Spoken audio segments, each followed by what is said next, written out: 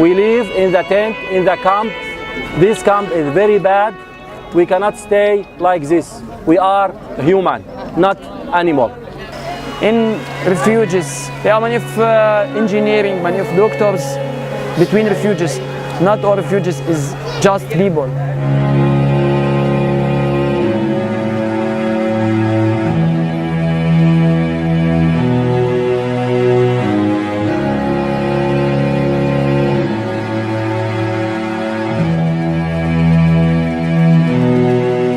Nosotros como asociación, como colectivo Barañain Refugiatu Ekin, nacimos en abril de este año y bueno, con la idea de ir a los asentamientos de Idomeni, ¿no?, a echar una mano.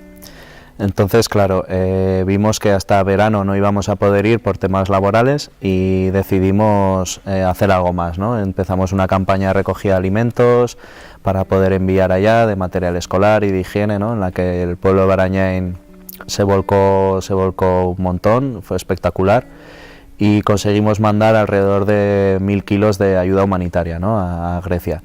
Entonces, hacia junio, mediados de junio, conocimos a un bombero de Navarra, por pura casualidad en Barañain, que había estado en Idomeni, ¿no?, trabajando allá, echando una mano y bueno, le dijimos a ver cómo se podía llegar ahí o estar con ellos, ¿no? Entonces, bueno, nos contó que en febrero cerraron lo que es el asentamiento de Idomeni, trasladaron a toda esa gente a campamentos militares de Grecia y que al ser campamentos militarizados solo podíamos entrar ya no como voluntarios independientes, que es como queríamos ir, sino del amparo de alguna ONG más grande, ¿no? Entonces nos contó la idea que estaban montando ellos, que es la asociación HELPNA, de ayuda humanitaria de bomberos de Navarra, de la cual había cogido lo que ya estaban haciendo en Idomeni, que era repartir verdura y fruta fresca entre los migrantes, y que necesitaban gente para hacer esos relevos, ¿no? Entonces, bueno, empezamos a ir a reuniones con ellos, vimos que podía cuadrar el ir en agosto un grupo de Barañain y nos lanzamos a la aventura. Entonces, bueno, fuimos allá un par de semanas en agosto, ellos ya llevaban muchos meses haciendo relevos, ¿no? Entonces, yo al dedicarme un poco al tema del vídeo y tal, pues sí que comenté que quería llevar una cámara para intentar hacer algún trabajo, quería aprovechar la oportunidad, ¿no?, de darles voz a estas personas, ¿no? Entonces ellos se volcaron también mucho en el proyecto y me dijeron que, vamos, que lo que falta aquí era realmente eso, ¿no?, difusión del trabajo que se hace. Entonces no dudé ni un segundo en llevarme la cámara con muy poquito material, porque obviamente no te dejan grabar en los campamentos militarizados, ¿no? La policía o los militares no quieren que se vea, ¿no?, cómo es la situación dentro del campamento. Entonces, bueno, pues nos las ingeniamos para poder entrar. Hay campamentos mejores y peores para poder colarse, porque al final nos colábamos, ¿no?, con la cámara. Y siempre intenté respetar un poco el que no se me vinculase la cámara con HELPNA, ¿no?, por no cargarme también, decir, por intentar sacar un vídeo, que no se cargue el proyecto que estábamos haciendo allá, ¿no? Entonces, bueno, pues vimos que había una zona, el campamento de Softex, que es uno de los peores que hemos visto, que está sin vallar, ahí entra cualquiera, ¿no? Y aprovechamos esa situación para tomar muchas entrevistas de las personas que están allá. Fuimos a varias manifestaciones en la ciudad de estos propios migrantes que están en este campo, ¿no? Y sí que hubo, pues, en otros campos varias dificultades para grabar, pues, con las ONGs que dirigen el cotarro en esos campamentos, ¿no? Pero bueno, sí que pudimos grabar algo, pues, a base de mentir un poco, pues, ¿qué venís a hacer, no? Si ya habéis repartido a la mañana la fruta y la verdura. Nada, que venimos a hablar con los refugiados a ver si prefieren tomates o patatas, ¿no? Alguna excusa así. En realidad íbamos a entrevistar a gente, ¿no?, que habíamos quedado. Entonces también es un sentimiento un poco contradictorio, ¿no?, el hecho de decir, que no estoy vendiendo nada, que no estoy haciendo nada malo, no soy un contrabandista, solo estoy intentando sacar las historias de esta gente, ¿no? pero tanto el gobierno como la Unión Europea también, o como estas ONGs, pues no quieren que se vea nada, ¿no?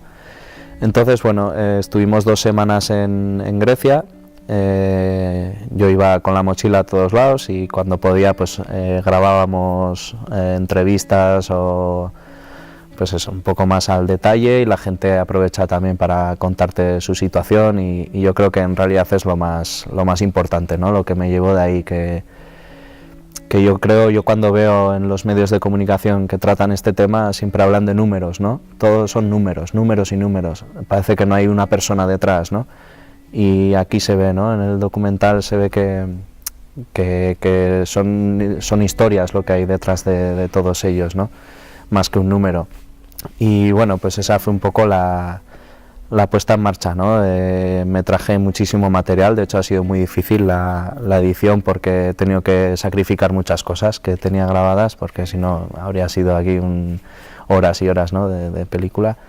Pero bueno, creo que el peso lo llevan ellos, que son sus relatos, son sus sentimientos, ¿no? Cómo se sienten ahora mismo y lo que esperan, ¿no? De una Unión Europea que les promete una cosa, los ha dejado encerrados en un sitio, no se pueden mover, pues mucha gente quiere volver, o sea, la gente no quiere ya, yo qué sé, ir a Alemania, a Francia, a Italia, ¿no? Que también, pero dicen ya es que llevan 7 meses ahí parados, ¿no?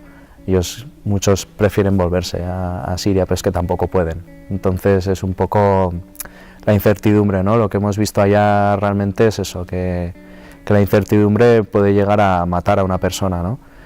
Hay problemas psicológicos, hay depresiones, hay agresividad, depende, cada uno está allá de la manera que por donde sale, ¿no?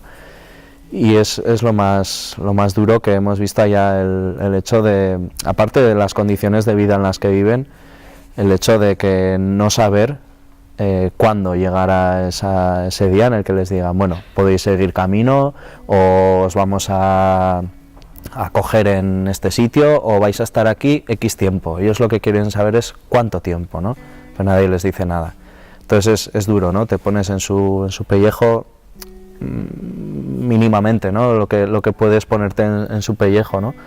Porque claro, es muy fácil decirlo, ¿no? Desde nuestra posición, pero sí que es verdad que joder, los entiendes, ¿no? Dices que ya es que aparte que están huyendo de una guerra, ¿no? En la que todo el mundo tendríamos que tener derecho de acogida y de asilo, ¿no? Hay que recordar que nosotros fuimos esas personas hace unos años, ¿no? En la guerra civil, y que hubo más de 500.000 de desplazados, ¿no? Entonces, bueno, pues aunque yo no lo haya vivido eso como tal, puedo ponerme en la situación de esa gente republicana o de cualquier tipo que fuese, porque seguro que no solo serían republicanos, ¿no? Que tuvieron que huir. Y esta gente es lo mismo. Siria lleva 6 años en guerra y no tiene vistas de ponerle un fin, ¿no? a esta guerra, porque hay muchos intereses por detrás. Entonces la gente lo que está buscando es mínimamente un refugio, ¿no? Y sobre todo pues te da pena la cantidad de niños que dices, bueno, los niños están un poco a su aire, ¿no? Están como en una burbuja, no se dan muchas veces cuenta, ¿no? De lo que pasa.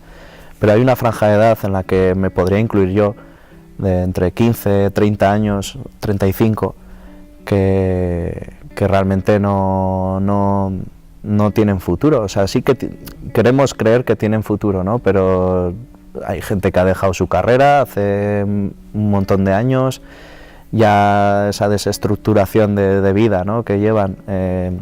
Es lo que más nos solicitaba también la gente más mayor, ¿no? Los derechos de estas personas más jóvenes, los niños, que son el futuro, ¿no? de esa población. Entonces, bueno, pues es bastante crudo y bueno, sé que, a ver, pues no vamos a poder cambiar nada, pero yo creo que si vamos subiendo escalones, ¿no? en la presión que hagamos de manera política en las instituciones, quizá pueda llegar el día en el que se pueda solucionar, ¿no? Lo primero yo creo que sería acabar con la guerra, pero eso ya es, creo que casi imposible, ¿no? Y aparte que aunque acabes con la guerra, ¿a dónde vas a volver? A una ciudad devastada, en la que ya no hay nada, ¿no? Ahora, el otro día decían, Alepo, si sigue a este ritmo, en 2 meses no se va a destruir el 100% de la ciudad, ¿no? Eso es increíble, eso es muy duro, ¿no? Y estamos oyendo hoy mismo, hoy en las noticias, ha habido más de 250 desapariciones en el Mediterráneo, que obviamente serán muertes, no las han confirmado todavía, ¿no? Pero es que es cada día y no nos sorprende nada ya, ¿no? Es un poco también nuestra, no sé, no sé si llamarlo deshumanización de nosotros mismos, ¿no? Pero sí que es verdad que oímos que han muerto 250 personas migrantes como si nada, ¿no? Y después te cuentan el Barça-Madrid, ¿no? O sea, quiero decir que no llegamos a tener ese sentimiento, ¿no? Pero realmente son personas como tú y como yo, o sea, es que es así.